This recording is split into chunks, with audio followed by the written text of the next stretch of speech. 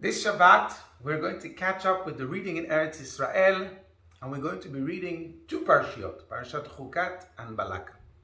Now, in Parashat Balak, we read about the story of Bilam, who was the prophet of the nations of the world, when he set out to curse the people of Israel. In the end, it doesn't go his way, and on the contrary, he ends up blessing the people of Israel. But let's zoom in on one story that happens to Bilam and his donkey along the way. The Torah tells us that God sent his angel to get in Bilam's way so that he should rethink of his plan of cursing the Jewish people. So there you have an angel standing in the middle of the road, and he's blocking the road for Bilam and his donkey. Bilam doesn't see the angel, but the donkey does, and this causes the donkey to stop. But Bilam doesn't understand why. So Bilam, in his anger and frustration, he hits his donkey 3 times. And now a miraculous thing happens. The donkey opens her mouth and asks Bilam, "Why are you hitting me?" Bilam replies, "Because you're embarrassing me."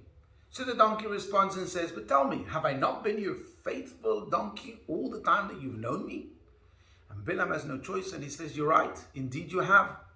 And thus ends a very strange conversation between Bilam and his donkey. And the question is, what's going on over here? Why does the Torah tell us such a bizarre story? What is the Torah trying to teach us in this exchange of words? Rather, our sages tell us that there's a huge message here teaching us how we should handle our relationships as couples, family, and even just regular general human relationships between each other. But for the purpose of today, let's focus on the marriage example. So for example, if our partner does something to us which is unpleasant, or even something which is shameful, it's infuriating, before we lash out to them or punish them, let's stop and not make Bilam's mistake.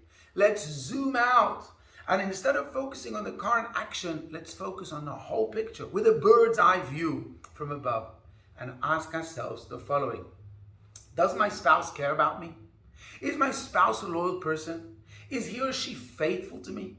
And if the answer is yes, then the unpleasant incident that is happening now must have an explanation, even if I don't understand it at the moment.